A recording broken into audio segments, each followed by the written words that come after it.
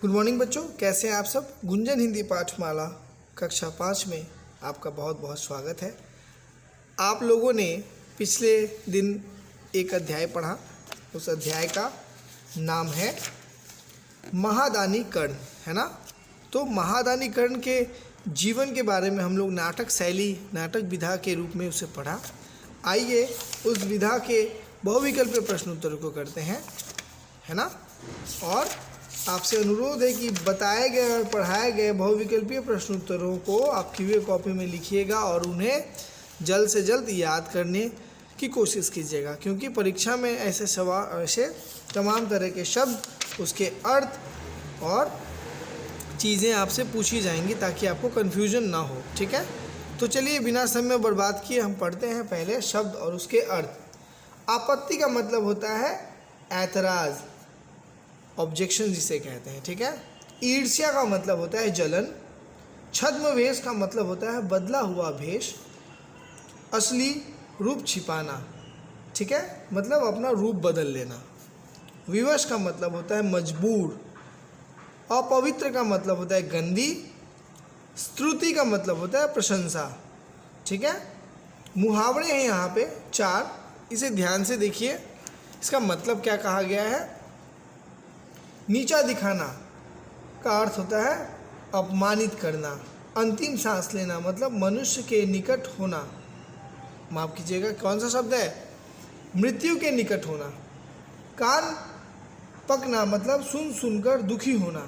खाली हाथ लौटना मतलब असफल रहना, ठीक है। तो इन्हीं शब्दों के साथ हम घ नंबर के प्रश्न उत्तरों को देखेंगे। बहुविकल्पीय जो है, सही कथन पर सही और गलत कथन पर गलत का निशान लगाओ, है ना। तो पहला है इंद्र और वरुण भिखारी बनकर कर्ण के पास पहुँचे, बिल्कुल सही। महाभारत का युद्ध दिल्ली के मैदान में हुआ, गलत। कर्ण भिक्षा न दे सके क्योंकि उनके पास उस समय कुछ नहीं था, गलत। कर्ण ने छद्म भेषधारी इंद्र और वरुण को अपने कुंडल दिए, ये भी गलत। और अंत में कर्ण परीक्षा में सफल हुआ, ये सही है, ठीक है। तो वो तो सही गलत था, लेकिन अब यहाँ पे सही उत्तर चुनकर सही टिक लगाने के लिए बोल रहा है। तो 4 प्रश्न हैं, देखिए ध्यान से कि इंद्र कर्ण की परीक्षा क्यों लेना चाहते थे। क्योंकि वह कर्ण को नीचा दिखाने के लिए उनकी परीक्षा लेना चाहते थे, ठीक है। डायरेक्ट मैं उत्तर पे ही आता हूँ।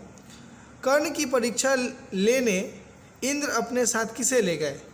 तो आपको पता है ना कि कर्ण की परीक्षा लेने के लिए वरुण देव को इंद्र अपने साथ ले जाते हैं, ठीक है। कर्ण किसके पुत्र थे, तो वह सूर्य के पुत्र थे। कर्ण का दांत किस धातु से बना था, तो कर्ण का दांत सोने की धातु से बना था, ठीक है। अब देखिए यहाँ पे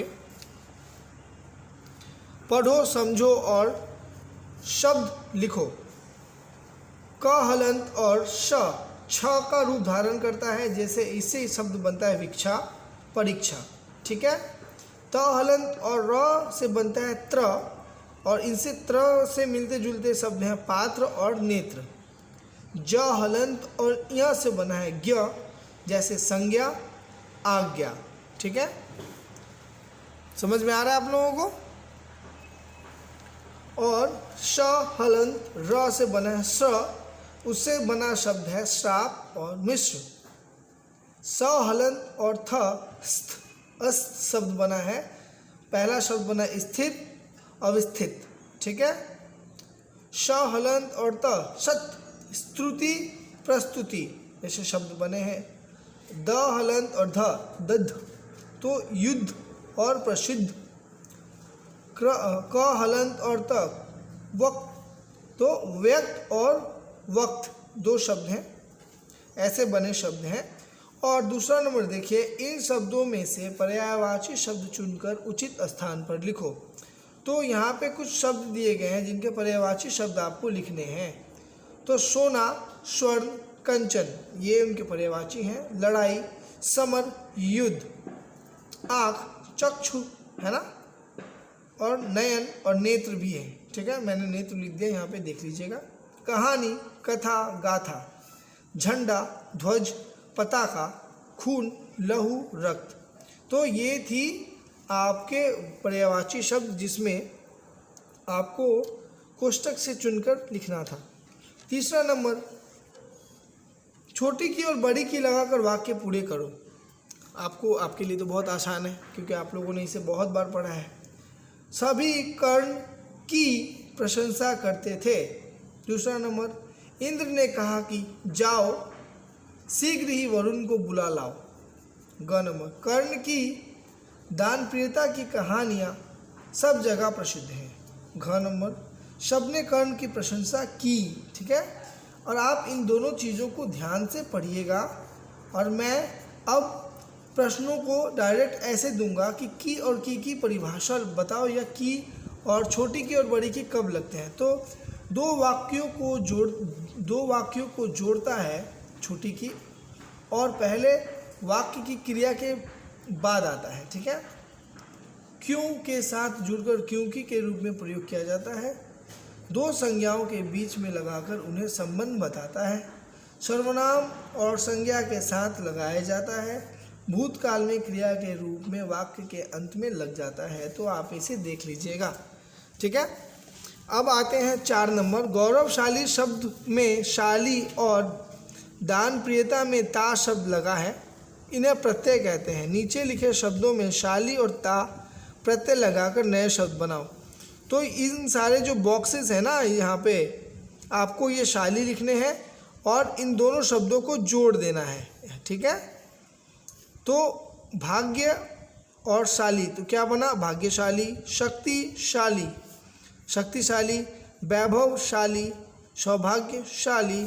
अब इसके पीछे यहाँ पे हम लोगों ने शाली लगाया, यहाँ पे ता लगाना है, ता प्रत्यय लगाना है, सब में ता लगाना है। ठीक है, तो वीरता, धीरता, हीनता, तो ऐसे शब्द बनेंगे। तो आप इसे कीजिएगा और एक बार प्रयास कीजिएगा इन चारों में विराम चिन्ह को लगाने के लिए। ठीक है, ये आपका होमवर्क है।